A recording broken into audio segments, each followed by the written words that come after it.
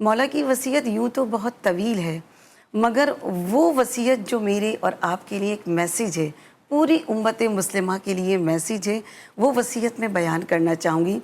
مولا کا کلام صاحب جو نہج البلاغہ ہے، جنہیں علامہ رضی جعفر نے لکھا ہے، مکتوب کے باب میں مکتوب نمبر 47 میں یہ وصیت نامہ موجود ہے، آپ دیکھ سکتے ہیں۔ اور کب وصیت کی ہے کہ جب مولا کا سر شگاف ہو چکا ہے، جو زہر سے بھجی ہوئی تلوار سے وار کیا گیا تھا، طبیب نے کہا کہ زہر سرائیت کر چکا ہے۔ اس وقت میں مولا کو اپنے چاہنے والوں کی امت محمدی کی کتنی فکر ہے کہ جب وہ پٹی باندھی گئی تو اسبق ابن ربادہ کہتے ہیں کہ میں بتا نہیں سکتا کہ مولا کا چہرہ زیادہ زرد تھا یا جو پٹی باندھی گئی ہے وہ زیادہ زرد تھی۔ اس عالم میں مولا وصیت فرما رہے ہیں، سب سے پہلی وصیت تقوی الہی اختیار کرو۔ کس سے کر رہے ہیں؟ اپنے بیٹوں سے، حسنین کریمین سے۔ مگر کیا کہا کہ دیکھو یہ پیغام جہاں تک پہنچے، بیٹا یہ پیغام پہنچانا، اے میرے بیٹے حسنین خبردار رہنا، دیکھو تقوی الہی اختیار کرنا۔ تقوی کیا ہے؟ یعنی خدا کی جو اعمال کرنے کا حکم دیا ہے انہیں بجا لانا اور خدا کی معصیت سے دور رہنا، خدا کی فرما بردار بن کے رہنا۔ دوسری وصیت کیا کی؟ مولا فرما رہے ہیں کہ دیکھو قرآن جو کہ الہی کتاب ہے، جو مکمل ضابطۂ حیات ہے، دیکھو اس پر عمل کرنا، ایسا نہ ہو غیر سبقت لے جائیں۔ آج ہم دیکھ رہے ہیں غیر مسلم اس سے زیادہ استفادہ کر رہے ہیں بنسبت ہمارے۔ قرآن وہ کتاب ہے جو ایک باعث نور ہے، باعث شفا ہے، باعث شفاعت ہے، کہ جس کو کھول کے دیکھنا بھی ثواب ہے، کہ جس کی تلاوت کرنا بھی اجر عظیم ہے۔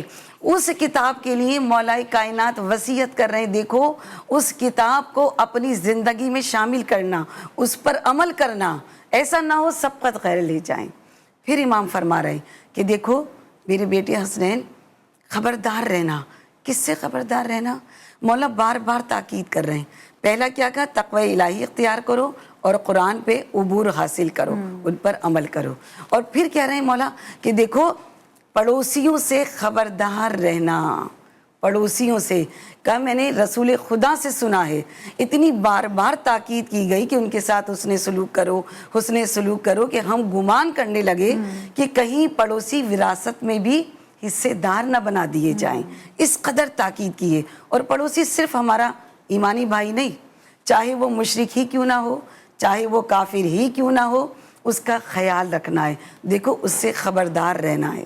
پھر امام نے کہا کہ دیکھو یہ خبردار رہنا کس سے؟ یتیموں سے۔ یتیموں سے خبردار رہنا، ان کا خیال رکھنا، ان کے ساتھ شفقت سے پیش آنا۔